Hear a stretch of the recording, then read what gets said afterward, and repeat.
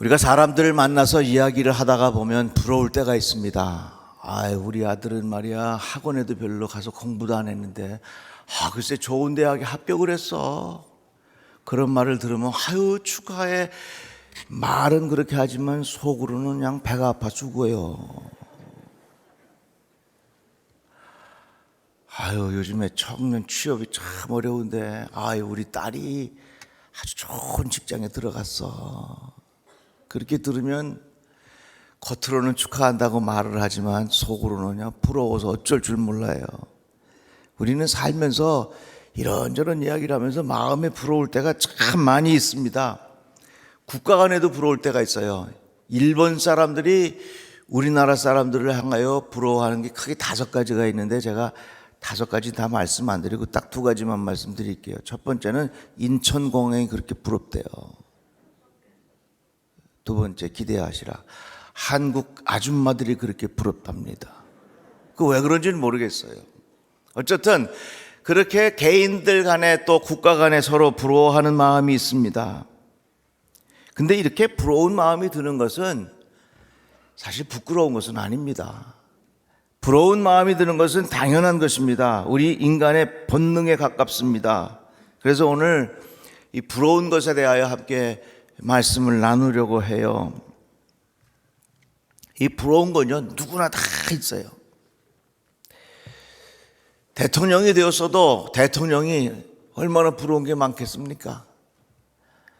제가 보기엔 우리 전 대통령이 아주 자유롭게 사셨던 분 같은데 그 얼마나 답답하시겠어 그 안에서. 그러니까 우리들을 얼마나 부러워하겠습니까?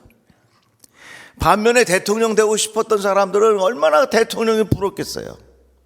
비행기를 타도 이코노미 3등석에 탄 사람은 2등석이 부럽고 2등석에 탄 사람은 1등석이 부럽고 1등석에 앉아서 간다고 할지라도 가정에 불화가 있어.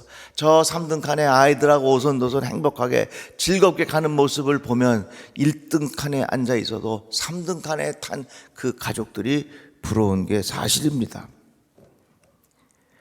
분명한 점은 이렇게 서로 부러워하지만 역시 그에게도 아픔이 있다고 하는 겁니다. 저 사람이 얼마나 부러울까 그렇게 생각하지만 자세히 들여다보면 그 사람에게도 참 큰 아픔이 있어요. 우리는 이 아브라함을 부러워합니다.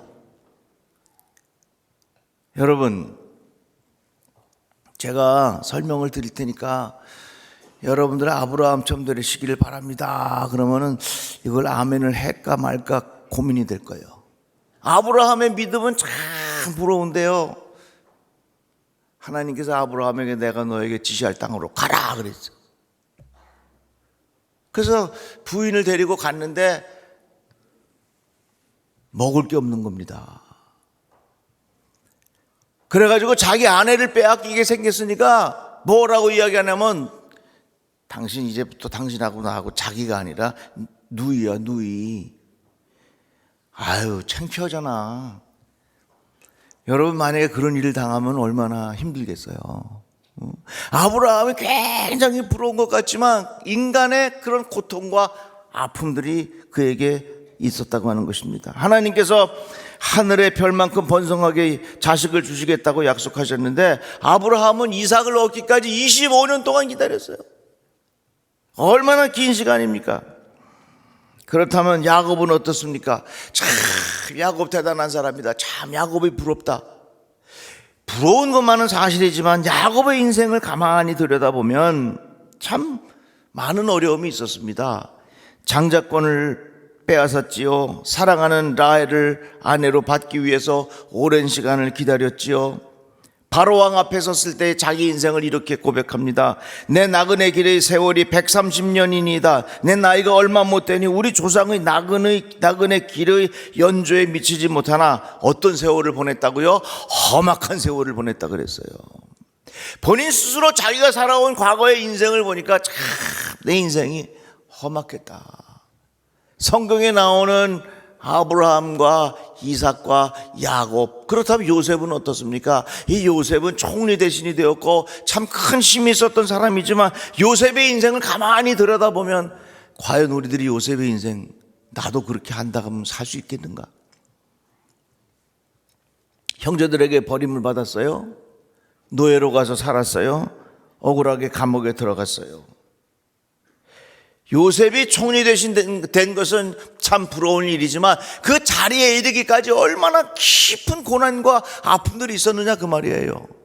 그러니까 우리들이 많은 사람들을 보면서 참 부러운 대상이지만 그 부러운 대상이지만 가까이 가서 보면 누구에게도 말 못할 아픔과 그늘과 고통이 다 있다는 겁니다. 모세는 어떻습니까? 모세는 40년 동안 미디안 광야에 살면서 감옥과 같은 곳에서 살았어요. 다윗은 어떻습니까? 하나님께서 다윗을 왕으로 세우겠다고 약속하셨습니다. 그러나 다윗은 13년 동안 사울 왕에게 쫓겨다니면서 피말리는 인생을 살았어요. 아니, 한 사람이 쫓아다니면서 막 괴롭게 해도 그렇게 힘든데 수천 명의 군대를 이끌고 왕이 자기를 잡으러 다녔으니 이 다윗이 얼마나 고통스러운 세월을 보낸 겁니까? 왕이 되어서도 아들들이 죽고 죽이는 꼴을 봐야 했고, 압살롬은 왕이 되려고 아버지 다윗을 향하여 쿠데타를 일으키고, 한번 생각해 보세요. 다윗이 대단한 사람 같지만 여러분 이 바꾸어서 내가 다윗과 같은 인생을 살겠다 하면 정말로 그럴 용기가 있느냐 그 말이에요. 이 말은 뭐냐면 성경에 나오는 위대한 사람들, 우리들이 다 부러워할 만한 사람들이지만 그 사람들의 인생을 자세히 살펴보면 그 가운데 정말 큰 아픔이 있고 고통이 있고 괴로움이 있었다고 하는 사실입니다. 그래서 중요한 것은 성경에 나오는 위대한 사람들은 아무런 고통과 고난이 없었다는 이야기가 아닙니다. 똑같이 고난과 고통이 있었지만 그것을 믿음으로 이겨냈다는 것입니다. 사랑하는 성도 여러분, 우리 인생은 끊임없이 고난이 있습니다. 고통이 있습니다. 믿음으로 이겨내시기를 주의 이름으로 축복합니다. 그래서 아무리 주변에 부러운 사람이 있다 할지라도 그 사람에게도 또한 누구에게도 말하지 못할 아픔이 있다는 사실을 우리는 기억해야 합니다. 그러니까 여러분, 표면만 보고 함부로 그냥 부러워하지 마세요. 어느 책에 보니까 그런 글이 있더라고요. 우리 인생은 짜장면 먹는 거하고 같대요. 텔레비전에서 짜장면 먹는 모습을 보면 참 맛있어 보여. 그래가지고서 중국집에 전화를 해서 집으로 배달시켜서 먹습니다. 다 짜장면을 먹으려고 그러면 텔레비에서 보던 그 맛이 안 나. 저도요, 호기심이 있어갖고 텔레비를 보다가 아주 맛있는 집이 있어서 그냥 그 바로 검색이 되잖아요. 어딘지 찾아가지고서 그 며칠 후에 쫓아갔어요. 아유, 실망했지요. 그래서 그 책에 보면 뭐라고 말하느냐, 어떤 사람을 보고 부러운 마음이 생기거든 남이 먹는 짜장면이다 이렇게 생각하는 얘기예요. 그러니까 크게 부러워 보이지만 실제로 그 삶을 보면 그렇게 부러워할 만한 것이 아니라 그 말입니다. 또한 성경은 우리에게 말씀하시기를 악인들의 형통을 부러워하지 말아라. 내 마음으로 죄인의 형통을 부러워하지 말고 항상 여호와를 경외하라. 너는 악인의 형통함을 부러워하지 말며 그와 함께 있으려고 하지도 말라. 악한 사람들의 형통함을 부러워하지 말라는 말씀입니다. 그것은 내가 거만한 자를 시샘하고 악인들이 누리는 평안을 부러워했기 때문이다. 악인들이 누리는 그 평안함을 절대로 부러워하지 말아라. 쉽게 말하자면 악인들의 형통함이라는 말은 뭐냐면 불의를 통해서 돈을 버는 거 부러워하지 말아라 그 말이에요. 돈을 버는 것도 중요한데 그 버는 과정이 올바라야 한다는 것입니다. 잘 사는 것보다 더 중요한 것이 어떻게 잘 살게 되었느냐, 이게 더 중요하다는 것입니다. 악인의 형통함을 부러워하지 말아라. 부정한 방법으로 부자가 되어 사는 것을 절대로 부러워하지 말아라 그랬어요. 잠언 말씀에 쉽게 얻은 재산은 줄어드나 손수 모은 재산은 늘어난다. 의롭게 살며 적게 버는 것이 불의하게 살며 많이 버는 것보다 낫다. 속여서 모은 재산은 너를 죽음으로 몰아넣고 안개처럼 사라진다. 그 성경은 분명히 말씀하고 있어요. 악한 자의 형통함을 부러워하지 말아라. 불의를 통해서 돈을 벌고 크게 떵떵거리면서 살아가는 거 절대로 부러워하지 말아라, 그 말이에요. 요즘에 많은 사람들이 대박 이거 좋아합니다. 그러나 그것 또한 부러워할 일이 아닙니다. 어느 연구소에서 연구를 했는데요, 10년 동안 복권을 구매해서 $1,000 이상 당첨된 사람 88만 명, 이 사람들을 조사했어요. 조사한 결과가 뭐냐, 이 가정, 너무나도 많은 가정이 우울증에 걸렸고 이혼율이 다른 가정보다 높았다고 하는 것입니다. 복권에 당첨돼 가지고서 큰 돈이 있었는데 그 가정이 잘 되는 줄 알았더니 봤더니 그거 아니라 그 말이에요. 그러니까 여러분, 아멘 할 준비하세요. 복권 당첨된 거 부러워하지 마세요. 왜 아멘이 갑자기 줄어들어? 우리들 이렇게 저렇게 부러워할 때가 많이 있어요. 그런데요, 이 부러운 게 지나치면요 시기 질투가 됩니다. 평안한 마음은 육신의 생명이나 시기는 뼈를 썩게 하느니라. 평온한 마음은 육신의 생명을 주는데 시기하는 마음, 질투하는 마음, 이것은 뼈를 썩게 한다 그랬어요. 가인이 동생 아벨을 돌로 쳐서 죽였습니다. 왜 죽였습니까? 똑같이 제사를 지냈는데 가인의 제사는 하나님이 받지 않았습니다. 아벨의 제사를 받았어요. 가인이 비교해보니까 시기하고 질투가 생기는 겁니다. 그래서 돌로 쳐서 동생을 죽였어. 인류 최초의 살인사건이 뭡니까? 시기 질투입니다. 그래서 이렇게 시기에 사로잡혀 살아가는 사람들을 가인 컴플렉스, 이런 말을 붙여서 씁니다. 사울 왕이 수천 명씩 군인들을 몰고서 다윗을 잡으러 쫓아다닙니다. 왜 그랬습니까? 시기하는 마음입니다. 거리에 다니면서 사람들이 외치기를 사울이 죽인 자는 천천히요 다윗은 만만히로다. 사울 왕과 다윗을 자꾸 비교하니까 이 사울 왕의 마음속에는 다윗이 부러운 거예요. 부러운 것이 지나쳐서 시기하는 마음, 질투하는 마음이 생기니까 그 다윗을 죽이고 싶은 마음이 이 사울 왕에게 들었던 겁니다. 간염이 치료가 안 되면 간경화가 되고 간경화를 넘어서 간암이 된다고 합니다. 그러니까 이 처음에 간염 생겼을 때 이걸 잘 잡아야지 우리가 건강하게 살 수가 있어요. 부러운 것도 마찬가지예요. 처음에 마음에 생기는 이 부러움을 잘 관리를 하고 이것을 내가 잘 정복을 해야지, 이것이 지나치고 이것이 뿌리가 깊어지면 시기가 되고 질투가 돼서 예측하지 못할 불행스러운 일들이 일어날 수 있다는 것입니다. 그러면 부러운 마음이 생길 때에 어떻게 되겠는가? 오늘 본문 말씀, 아무것도 염려하지 말고 다만 모든 일에 기도와 간구로 너희 구할 것을 감사함으로 하나님께 아뢰라 그랬어요. 부러운 마음이 생길 때에 그것으로 기도를 하십시오. 한번 따라해 봅시다. 부러운 마음이 생기면 그것으로 기도하자. 다 같이 아멘.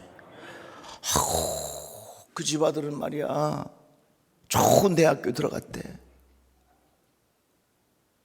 부럽죠. 돈 많아갖고 과외 많이 시켜서 그랬지. 이렇게 시기하고 질투하면 내 마음이 좀 수렁으로 빠지는 거야. 그런 부러운 마음이 들 때 하나님, 우리 가정에도 저런 큰 은혜를 베풀어 주셔서 우리 아이도 좋은 결과가 있게 하여 주시옵소서. 요즘 취업이 어려운데 좋은 회사에 들어갔대. 여러분 보세요. 사실은요, 울어야 할 때 같이 우는 건 쉽습니다. 누가 고통을 당해서 위로하고 가서 울어주는 건 쉬워. 진짜 어려운 게 뭔지 아세요? 같이 웃어주는 게 힘든 거예요. 저 집이 성공해서 저 집이 잘 됐어. 배가 아파 견디는데 겉으로 가서 잘 됐다고 이야기는 하지만 속으로는 배가 아파서 견디지 못하는 거야. 부러워. 근데 여러분 보세요. 부러운 마음이 자라면 시기와 질투가 되고 그것이 나의 뼈를 썩게 한다 그랬거든요. 그래서 우리가 마음속에 부러움이 생길 때 어떻게 되느냐? 그것으로 인하여 기도의 제목으로 삼으십시오. 다 같이 아멘. 다 같이 아멘. 어느 집 아들이 건강하게 잘 커. 아유, 저 집에는 뭘 저렇게 잘 먹여서 저렇게 건강하게 잘 크나. 부러워하지 말고 하나님, 우리 집의 아들도 건강하게 자라게 해 주십시오.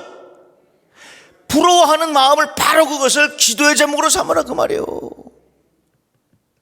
부러움은 지는 거예요.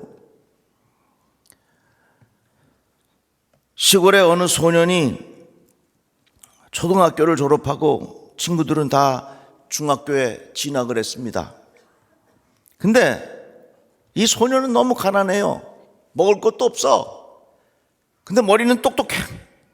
아무리 둘러보아도 학교에 가서 공부할 수 있는 환경이 되지를 않는 것입니다. 그래서 이 소년이 기발한 생각을 했어요. 편지를 씁니다. 하나님 전상서 이러고서, 하나님, 저는 공부를 하고 싶어요. 중학교에 가고 싶은데 저희 집은 너무 가난해서 공부를 할 수 없어요. 하나님, 저에게 길을 열어주세요. 하나님 도와주세요. 하나님 전상서라고 편지를 썼지만 이건 기도문 아닙니까? 그래가지고 그걸 봉투에 넣어가지고서 겉봉지에다가 뭐라고 썼냐면 하나님 전상서. 그 편지를 가지고 우체통에다가 집어넣네. 우체통 집배원이 나중에 본 다음에, 야, 이거 어떡하나. 하나님 전상서 했는데 이걸 어디다가 전해줘야 되는가? 그래도 그 집배원이 지혜롭지요. 그 지역의 가장 큰 교회 목사님에게 전해주었습니다. 목사님이 그것을 읽어보고 그 어린 소년을 찾아서 공부를 시켜줬습니다. 그분이 잘 자랐어요. 그래가지고 유명한 교수가 됐어. 아멘 좀 해봐요. 다 같이 아멘. 그러니까 내가 참 부러운 거예요. 나는 가난하고 어려워서 학교 가서 공부하고 싶은데 공부도 못하고 이거 어떡하나. 너는 좋은 엄마 아빠 만나서 좋겠다. 이 부러워하는 마음이 아니라 그 부러워하는 마음이 생길 때 그것을 가지고 기도의 제목으로 삼으라 그 말이에요. 하나님께서 길을 열어주신다 그 말입니다. 그런데 여기에 우리 조건이 하나 있어요. 뭐냐면 한번 따라해 봅시다. 감사함으로 하나님께 아뢰라. 부러운 마음이 생기면요, 감사한 마음보다는 불평하는 마음이 들기 쉬워요. 너는 금수저고 나는 흙수저라 이렇게 고생한단 말이지.